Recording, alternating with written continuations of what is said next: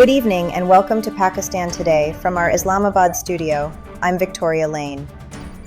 The funeral procession of Iran's late supreme leader, Ayatollah Ali Khamenei, began in Tehran today as thousands of mourners gathered under heavy security. Khamenei, who was killed in Israeli airstrikes on February 28th, had lain in state for 2 days before the procession through the Iranian capital. Iranian authorities have deployed extensive security measures to prevent the kind of crowd chaos witnessed during the 1989 funeral of Ayatollah Ruhollah Khomeini. Funeral ceremonies are set to continue in Qom, Najaf, and Karbala before Khamenei is laid to rest in his hometown of Mashhad later this week. Attention also remains focused on his designated successor, Mojtaba Khamenei, who has yet to make a public appearance. Meanwhile, Iran's army chief, Amir Hatami, has vowed that Tehran will continue pursuing what he described as justice over the assassination of Ayatollah Ali Khamenei. Speaking during the funeral procession, Hatami said Iran would never abandon its demand for accountability and pledged to pursue those responsible until results are achieved.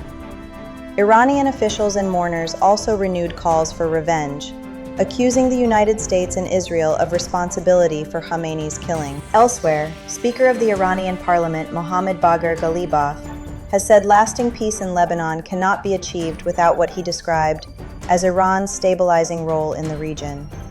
Speaking in Tehran during a meeting with senior Hezbollah official Mohammad Fanish, Ghalibaf said Lebanon remained a key issue during negotiations that resulted in the Iran-United States Memorandum of Understanding.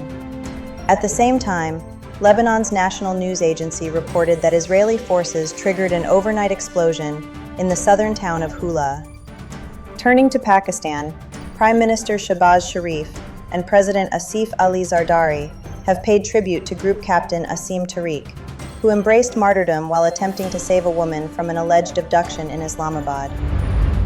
The Prime Minister praised the officer's courage, directed authorities to conduct a transparent investigation, and called for those responsible to be brought to justice. President Zardari described the sacrifice as an example of the highest human values. Police say the suspect has been arrested, and investigations are continuing. More than 232,000 Pakistanis have completed online registration for Hajj 2027 during the first 14 days of the registration campaign.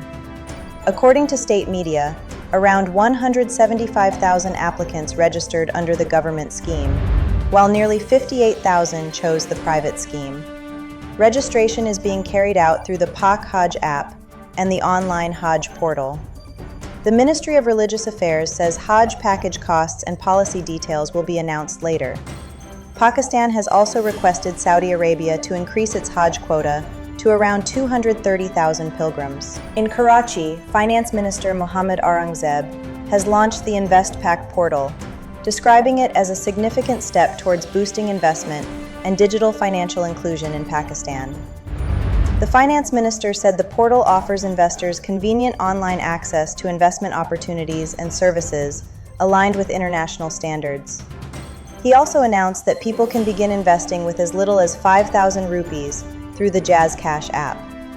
State Bank Governor Jamil Ahmad said the one-window digital platform is expected to make investment faster, more transparent, and more efficient. And finally, in sport, England have secured a place in the FIFA World Cup quarterfinals after a dramatic 3-2 victory over co-host Mexico at the Azteca Stadium. Jude Bellingham scored twice in quick succession before Harry Kane converted a penalty to give England a commanding lead.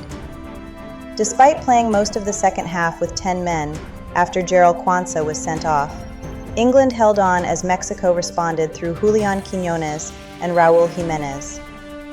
England will now face Norway in the quarterfinals. That's all for now. You're watching Pakistan Today. I'm Victoria Lane.